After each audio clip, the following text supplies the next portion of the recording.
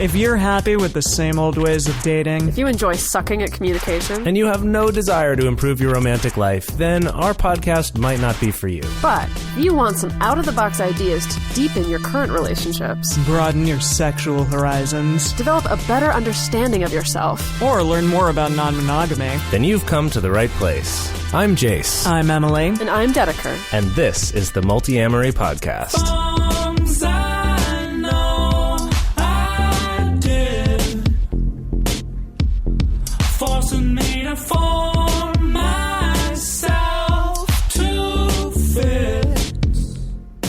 On this episode of the Multiamory podcast, we are talking with special guest Sex Nerd Sandra about consent. Consent is a hot issue right now, but in this we're going to kind of get into some of the real stuff here, not just the intellectual concept of consent, but what it actually looks like in your life, what it means to have ownership of your own body, what it means to actually educate people about consent, what consent looks like in long-term relationships. Just because you're married doesn't mean consent isn't something that you need to think about. And then also, I want to say this right now, a small trigger warning. This is about consent. We do talk a little bit about sexual assault and things like that. So just come in prepared, or if that's something you're not comfortable with listening to, maybe go back and listen to a different episode. All right, thank you so much. We really appreciate Sex Nerd Sandra for coming on this episode, and let's go to that now. And here we are with Sex Nerd Sandra. Hello, welcome to the show. Hi. It's good to have you. It's good to be here. Anytime I get to be in my pajamas while talking. Wait, okay. Can I clarify something before we get started here? Sure. Your pajamas are Ghostbusters pajamas? Yes, Oh, currently. that's super awesome. I mean, I have a lot of onesies, but my girlfriend just gave me these. These are the Ghostbuster onesies. It's a Ghostbuster onesie. And there's a patch on the arm. Yeah, and I then saw the patch earlier, yeah. But then, and it also has a giant patch of the pack on the back. Oh my and a hood. Oh, wow. That's oh, my so God. That's amazing. Yep. For those of you who She's are great. watching the video, you can You can see know, parts check of this this out. Yeah, onesie. a little firsthand. bit of it. A little bit of this, a little bit of Wow, Wait, that. does it have your Wow. own name, like, printed on it? Oh, I wish we didn't get that hardcore. Oh, that would be really cool, though. That's You super should consider lovely. getting a Sex Nerd Sandra patch and putting that And sewing it on there. front there. Yeah. Oh man, oh, this is an off-duty onesie. Got My it. on-duty onesie is a kangaroo. I've taught sweet. online Okay. classes with my it. kangaroo. Nice. I like that though. I like the who you gonna call? Sex Nerd Sex Nerd Sandra. Sandra. Exactly. Hey. If you Okay. got something stuck in your butt, go to the emergency room. Sex Nerd Sandra. Or wait, no. I mean emergency room. Okay, well, so I'm sure many of our listeners note. now are like, who is Sex Nerd Sandra? Should I call her? I don't know. So Sex Nerd Sandra, will you please kind of give us a little intro, explain who you are, what you do, if people can actually call you or not? Don't. Just don't. Don't call me. It'd be weird. I am, God, it's my career and who I am as a sex nerd has evolved a lot over the years, though. On paper, I am a sex educator for adults. I normalize sexuality and reduce shame for people. So it's a lot That's of lovely. restoring the basic default settings of humans before judgy people get a hold of us. And I usually do that with humor and lots of workshops around different sexual pleasure ideas like kink or oral. And I teach at different universities, and I host a podcast. There's over 200 episodes called Sex Nerd Sandra. Wow. We couldn't think of a different title, so we just called it what I was called. So it's confusing sometimes. Yeah, and it's just a topical, sex-positive podcast. Yeah. That's awesome. Nice. Yeah, I really like highly that. recommend it as well. I really You what? like that what you... Sorry, There's I know we're talking there's a lot of hosts. I know. You There's guys, a lot of of things hosts. going on. Yeah. Too many hosts in the kitchen. Okay, who's first? Jase, you have Jase, go something? first. No, I was just going to say I really recommend the podcast. You should check it out thank you. if you haven't Okay. already. Oh. It's great. Phew. All right. Dedeker, go ahead. And I was going to go on to say I actually really like your turn of phrase there, talking about getting humans back to kind of like our normal default human settings around sex, because I feel like that's kind of part of the whole endemic issue, right, with sex positivity, is that a lot of us have been raised in a culture to think that, you know, enjoying sex or wanting pleasure, having an interest in sex are things that are not necessarily abnormal, but things that shouldn't be embraced, things that shouldn't be considered to be outwardly normal. I kind of like that definition of sex positivity, really. Yeah. Thanks. Back to normal. Yeah.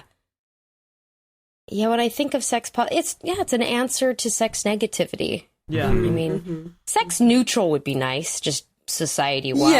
Yes. We've covered that We on this talked about podcast that, before yeah. about exploring sex neutrality and what that Right. exactly would entail. Yeah. So, however, today we've brought you on not to necessarily talk about sex positivity. I'm sorry, but we really want our listeners to kind of get some of the basics and beyond, specifically about consent. You know, right now, consent is a hot topic. I mean, it's always been a hot topic, but, you know, I feel like right now, considering, you know, bullshit that's gone down with the current political climate, you know, with the Stanford rape case that got, you know, so much press time, you know, I feel like consent is coming a little bit more into the public psyche, as it should, you know, as it definitely should. And so we kind of wanted to open up with that, you know. First of all, you know, can you take us through the super basics of what consent entails? Sure. I mean, I will try. I am not a consent nerd. I mean, I agree with the fact that people should have it and stuff. But I definitely feel like I will share with you what I got. But I pay attention to butt stuff way more than I pay attention to the steps in consent. No, it's okay. And I get that Consent Nerd Sandra is way less catchy sounding. It really is. It really is. And that's why I chose Sex Nerd Sandra, because it just sounded good. Yeah, exactly. I actually hated it at first when I first thought of it. Oh, really? Oh, yeah. I was like, ugh, who wants, let's do it. There's a lot in your mouth. Ugh, that kind of high. Like, it was just No, like, it's great. but it just described so aptly who I am and what I'm about. So consent is, in the basics, if you just look it up in the dictionary, it's just an agreement of what you're going to do. That's it. An agreement. Like, high five. Let's get pizza. Pepperoni? Sure. Consent is achieved. Like, it's not that... We make it seem so abstract. I feel like it's something that, especially, you know, amongst like college campuses right now, it is more of a hot topic. And I feel like for me, it started becoming that like right toward the end of my college career, as it were.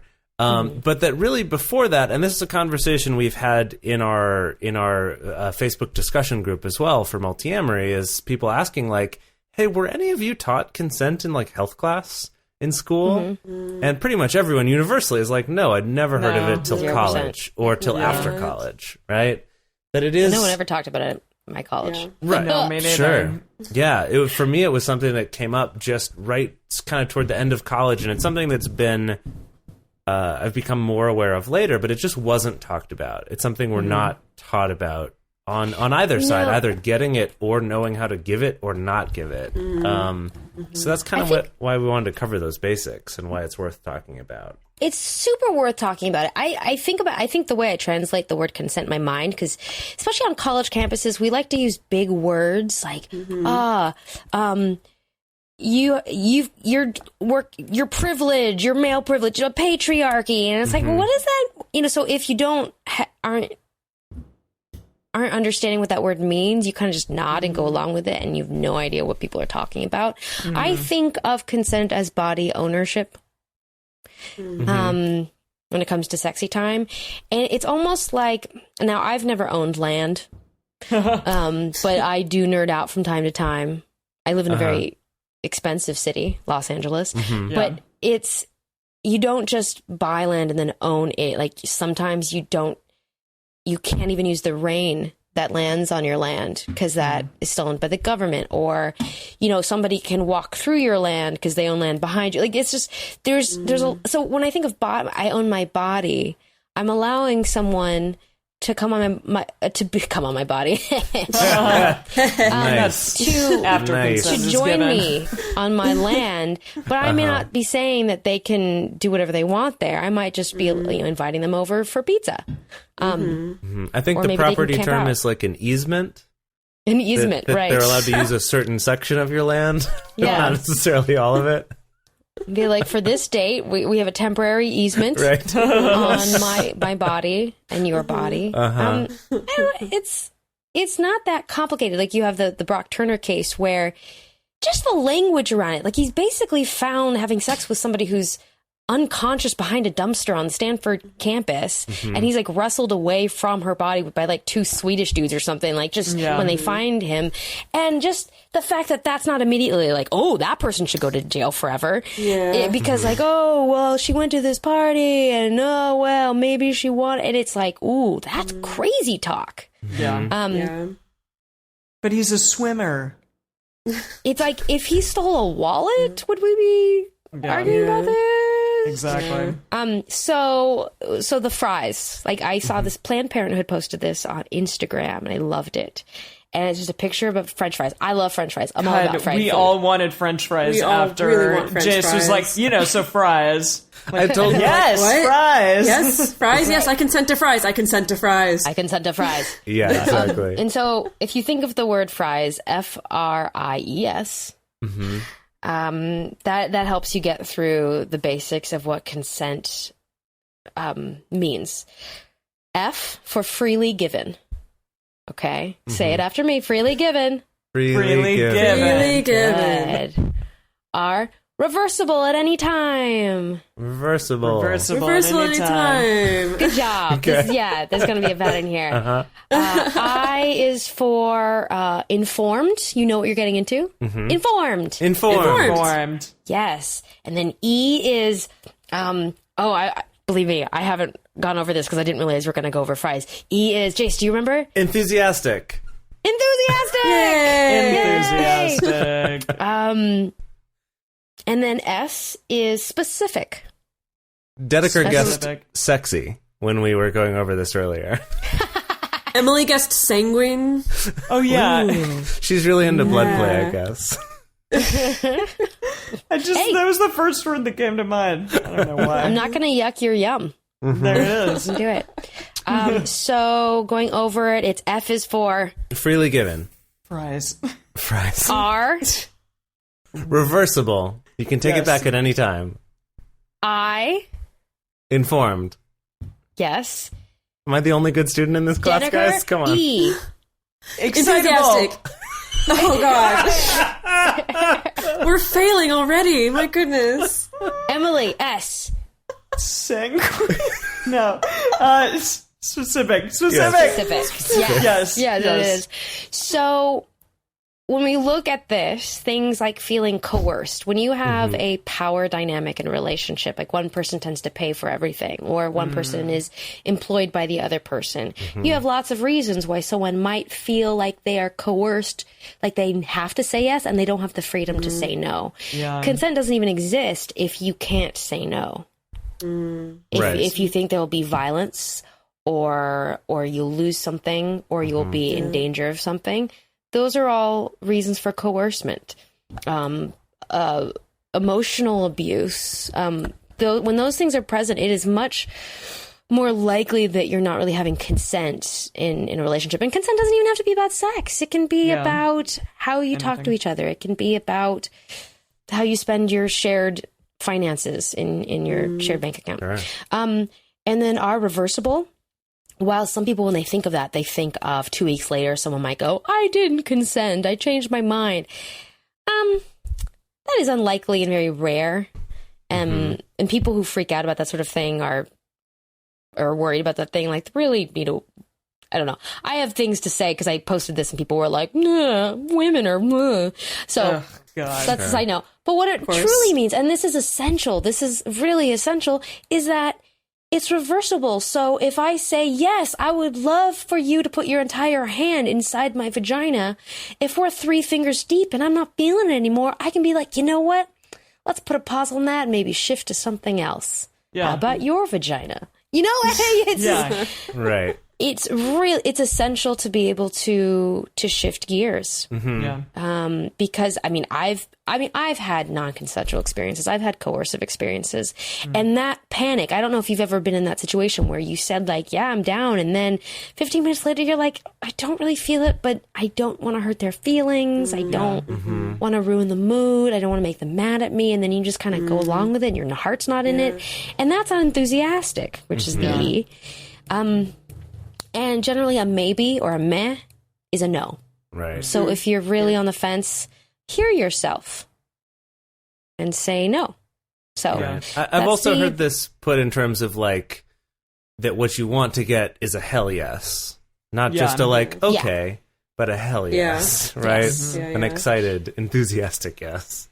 Yeah, and the tough part when you really dig into that is that life is more complex than that. Like you have people who aren't always a hell yes to sex, but they're they know from their couples counseling session that they'll probably be excited about it in 10 minutes, and so they just need to get their body warmed up, and so a willingness. You need to at least have an enthusiasm for being willing. But like generally speaking, especially when you've got drugs and alcohol floating around at parties and you've got, new dates and all sorts of relationship agreements, generally a fuck hell yes is a good idea. Yeah. Yes. Well, something you just said just now kind of brought something up for me is that I think that sometimes when people think about consent, and like when I was in college, we had a party every year that was like the biggest. Our second biggest after our drag ball. I went to a very liberal college. Our second biggest event was called Safer Sex Night. And it was a big, like, all-school dance, I guess you would call it. And they would have, like, workshops about sex stuff. Like, there'd be a workshop on fisting or a workshop on using hot wax or, whatever it is. And they would also have like demonstrations during the night on the dance floor about practicing safe sex. Not like actual penetrative not sex? Actual sex, but more like little skits. Not that liberal of a college. Yeah, like little skits that would be acted out about practicing safe sex. And anyway, they had something that was sort of a recurring thing every year, was this thing called the Tent of Consent. And in it, you could go to it with another person, and usually there was a line to get into it. But it was like literally a camping tent set up in the corner of the student union or whatever. And you would like say beforehand what you were both consenting to do in there, and you'd have 5 minutes or whatever it was. But I think that model of looking at consent, though, is actually a little bit problematic. In that the idea that consent is something you're like, well, okay, what are we going to do tonight? Well, we're going to consent to these specific acts, and now we're going to go do these. What do you think's the problem with that? I mean, I can think of several, but I'm curious what comes up for you. Well, it has to do with what you were saying, is that idea of, like, well, I might not be totally feeling it right now, but I'm open to it. I'm enthusiastic about being open to it. And that... on the one side, there's that problem of saying, like, well, if I'm not totally feeling this right now, and I've said this to multiple female partners of mine, when it comes up, it's like, I'm not, like, totally feeling it right now, but if you started, like, kissing me in a certain way, I'm going to be into it, right? Like, I don't have to be a hell yes right now, but I'm definitely open to becoming a hell yes. Yes. Yeah, absolutely. Right? And then, of course, that you have negotiation and checking, multiple check-ins. Exactly. That's what I was trying to get to, is that. That there's sort of multiple check-ins throughout. The consent isn't just something you decide and then you do. Because the other side, like with the reversible, is that we might say we're going to do something and then we start doing it, and I'm like, I'm not into it. This is not, Yeah. I have a friend and fellow sex educator named Heather Elizabeth. I don't know if she has a different scene name. And she's in the leather community, and I think Vancouver or somewhere. She's great, and she teaches consent with a few other friends at different things. And the thing that really took away when we were talking about it is that you create it together. Consent isn't this line you cross like you're trying to get someone to sign something so then you can take all their vagina juice. Like, it's not. It's that old 1950s idea that one person has to kind of refuse and be hesitant and finally go, okay. And the other person's like, yes, I finally get to do stuff. Like, that's so your parents' sex. That's so your grandparents' sex. Like, both people come as free agents to the table to create this yes, fuck yes experience together, whatever that means minute by minute. And that's, I think, what a lot of coverage of the consent stuff is missing is that new... That you're both creating it? Reality. Yeah, that you're both... And you're... It's... Yeah, that whole boys versus girls idea is just really... Yeah, old. no, that's exactly what we wanted to transition into next, was this idea of the way that we look at consent differently for gender. I mean, we already talked about the fact that most of us, pre-college did not receive any kind of education about consent as it is. Post-college, it seems like a lot of the conversation around consent, to me, my perception, tends to be aimed at men. That it's about, like, make sure you're getting consent, make sure that you're not doing anything that's coercive. And it kind of leaves out women... as free as agents. That we don't get educated about consent either. And so not only do we, not become aware of what to expect, we don't become aware of necessarily like how to give enthusiastic consent, but we also don't become educated about how we need to ask for consent as well. Yes. Like we do too, because there is this whole, again, like you said, really tired out expectations of gender that like, well, the man is always going to be up for whatever. So the woman doesn't need to ask. I was doing some research. I don't remember what I was researching, but I discovered that there was this whole world of men who had been sexually assaulted by women in college that were, of course, because they're taught that you always need to want it, you're always wanting it, that had no recourse, didn't feel comfortable reporting it. I think it was some kind of research paper on it. And it was often in the middle of the night. They'd sneak into their room. They'd be hard because they'd be asleep. And then, they'd wake up and be having sex with somebody and that kind of thing. Yeah. Or, just be mounted or for whatever reason. Like, we think that an erection equals... consent. Right. An erection means it's an invitation or something, which it's not. Yeah, absolutely. Everybody needs to learn the rules of engagement around touching other people's bodies for their pleasure and your own pleasure or whatever. But that's one of the amazing things. We talk about high school and college. That's one of the big things. Of course, some random person's calling me on Skype. Children... When we talk about comprehensive sex ed, people freak out. I wish we called it relationship education. Because when we talk about sex ed starting from kindergarten and preschool up through college, what we're talking about isn't talking about little kids about sex. We're talking about feelings, and we're talking about ownership of your own body. And if we shame kids for knowing the words for their genitals...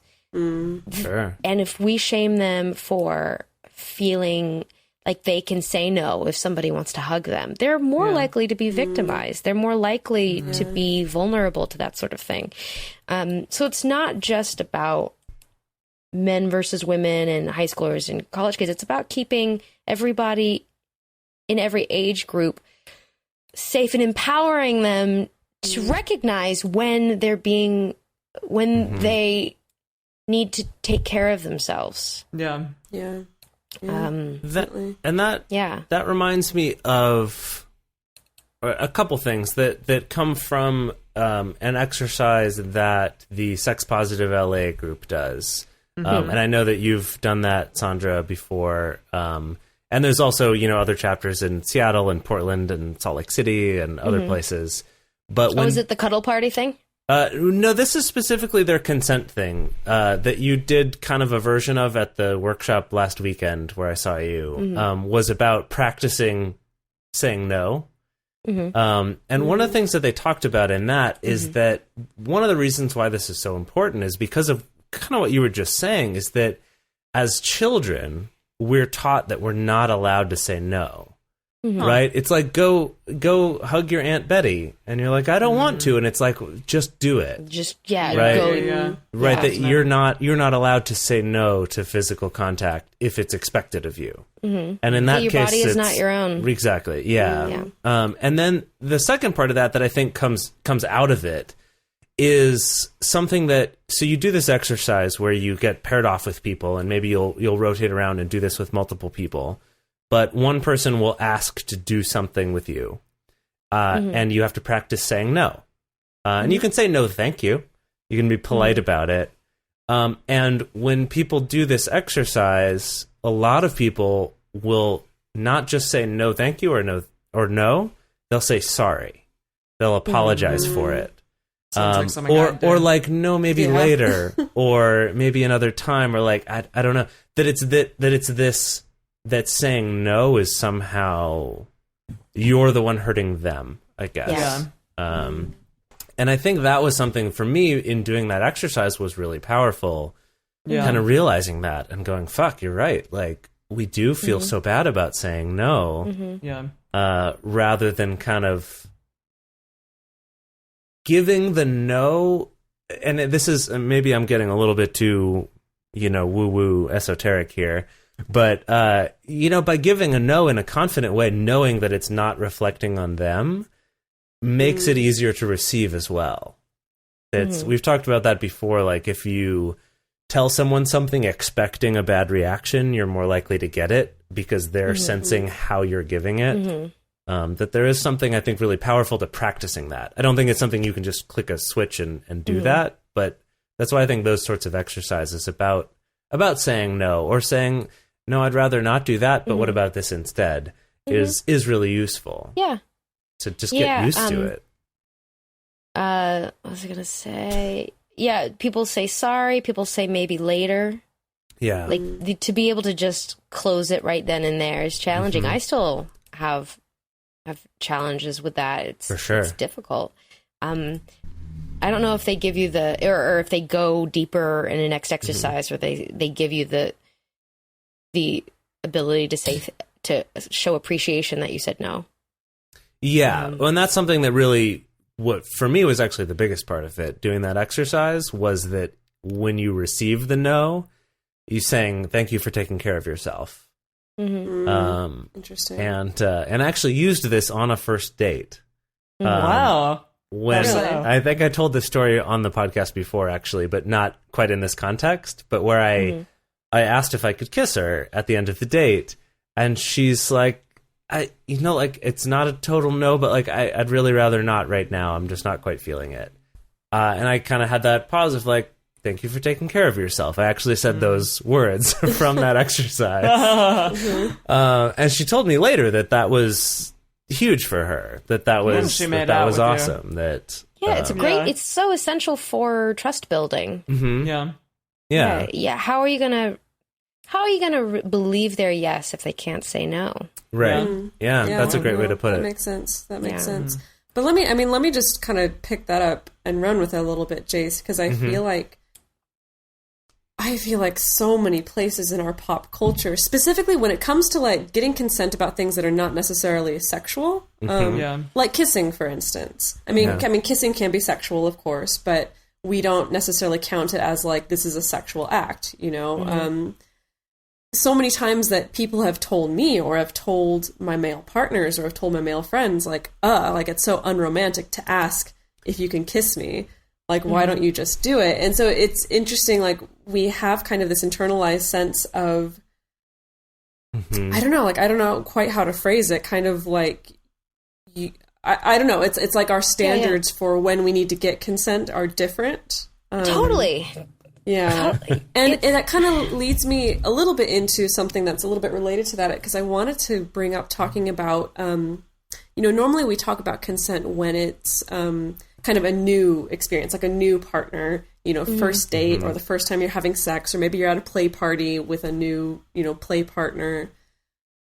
But we don't talk about consent a lot within the context of an established relationship. That's a really good point. And because obviously that's already been a topic, a point of contention about, for the past number of decades of figuring out like, well, can someone rape their spouse? Wasn't that like women like couldn't say that they didn't want sex no, there's from their male still partner. It's something, there's like 57 countries where it's still legal for a man to rape his wife. Exactly. Right.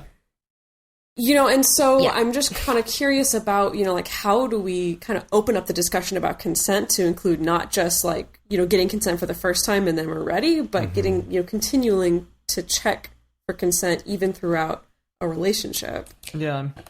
Well, gosh, that brings up a lot of thoughts. I watched you go through them all as she was talking. Yeah. Well, first, it's kind of amazing all the things we don't explicitly talk about that we expect to be what a marriage vow is really about. Like, we don't say, I promise, I vow to only put my vulva on you for the rest of my life. And yet that is sexual dedication to one person is sort of an automatic for a lot of people, especially in their first marriage. Right. And I think ownership of another person's sexuality seems to be some kind of unspoken agreement, or unspoken expectation, I'd say, because I don't know if they agreed on it. Well, and when you say ownership, it kind of almost takes the consent part out of it. It's like, I own you, and therefore I can do what I want to you when I want to. Right. You're part of me now, and I'm part of you now. And so everything that the light touches on you is mine. Exactly. And it's a problem. It's definitely a problem. You have a lot of people not going into relationships with intention, just going along with the script that they were given until something blows up. And so, what you're saying about killing the mood when you ask first, absolutely. For some people, that's super killing the mood. If someone kisses me without asking first, that kills my mood, though. Right. Because I'm like, unsafe, red flag. And it shocks me, even in groups of communities where this is all talked about a lot, people still don't check in with me about things like safer sex before we engage in things. Like, I always have to do that footwork, and it gets exhausting. So for someone to be able to do the footwork before we get to the kiss part is really hot. So if you're not sure and you tend to make the first move, to like on the first date or second date, just being like, hey, what kind of communicator are you? I tend to communicate overtly, explicitly about everything. And I think it's really hot to know that I'm wanted. At the same time, I know that's like super boring for people. Like, so what's your deal? And you don't have to, why are we waiting till the first kiss to be like, oh shit, I should have talked about this first. It's like, the more you front end your communication, often the smoother the rest of it goes. Nice. So in long-term relationships, it's, I haven't thought deeply about this, but the idea that just like that wonderful consent tea video that a lot of people have, like just offering people tea. If you offer somebody tea once, doesn't mean every time you see them, they're going to drink your tea. And just checking in. I mean, Lou Paget, which is a sex educator from way back, she's like a classic one. She has a great metaphor about people who like to golf know that when you go out to the golf green, even if you golf on the same course every day, your whole life, the golf green is different every day. The wind is different. The grass is a different kind of moist, all that stuff. So you've always got to golf on a new course. And so I think in the same way that many people haven't been taught to infuse their relationships with vibrancy repeatedly and to continually cultivate, instead they think of it as this concrete thing that just sort of sets like Jell-O and then it's there forever. It's just not useful. And so relationships are as dynamic as people are. So I don't know, it's more of a philosophical framework shift than it is any particular tip. Yeah. No, that's interesting if you're going to extrapolate that, for instance, to the tea metaphor, which I really like. I mean, I guess there's kind of this sense in long-term relationships, like, so maybe after being with your partner for 3 years, you know that, like, every single morning they love it when you make a cup of tea for them. And they like it with lots of milk. Yes, and lots of milk. And so you do that. Dirty. You make them a cup of tea with milk every single morning. I don't know But if that this if is there's a one- euphemism. Like, seriously. But as in, if there's one morning where they wake up and they're like, ugh, actually, I'm going to skip the tea today. You're going to You don't get to drink that tea. you don't get to force them tea. Damn it! And you don't get to be angry Right. that they're not drinking your tea. Oh, And- now, no, someone can have feelings. Anybody you can have feelings. Sure, you can have feelings, be but angry. maybe you can. You Okay, just- so you can be angry, but maybe you can't punish them with that anger. Is that more accurate to say? You can't straddle their chest, put your knees on their biceps, and force them to drink that force tea. them to drink your tea. That would be Whoa. illegal. Whoa. Yeah. I don't know why that was so horrible. That was so That vivid. was I'm so really sorry. intense, Sandra. It's like, You need a trigger warning for that one. Yeah. I'm sorry. I mean, how else are you going to force someone to drink tea? You tell me. I guess that's how you do it. Right. again, Never- what is this a euphemism? I was All thinking that literally milk. of tea. I was literally... Anyway, or well, on face that fucking, note- one of the two. I also like that somewhere out there in the world, someone has discovered their new fetish for like forced tea drinking. Is like that's going to be a thing for someone, and they'll do it consensually. Definitely. I hope, As long as it's consensually yeah. forced tea drinking. Right, it's what we Essentially call forced tea drinking. consensual non-consent. Exactly. Yeah. Yeah. Or fantasy non-consent. Exactly. But you just created that fetish for someone just now. I hope you You're understand welcome. that. I can only guess the things that I've created in people's minds from the stuff I've talked gosh. about. I mean, it's been Oh, some gosh. intense stuff. For sure. I want to make sure before we wrap up that I put this out there, because of course I know that there's someone listening who has had assault in their past or has had coercement or abuse of different natures. Like it's regrettably common. In any room full of people, there's going to be somebody who's had an experience like that. So, and sometimes when you go to your community and you talk to somebody about an experience you had where you feel bad at that party or at that date and something kind of icky happened, they might label it for you like, oh, you were raped, or oh my God, we need to go to the police. Only you get to define your own experience. I want to just make that clear, because I have had non-consensual experiences. I've had like weird, icky experiences where I went like that. I really didn't really want to do that. Or I was really too drunk and I wasn't that present when that person was doing that, and they didn't even check in.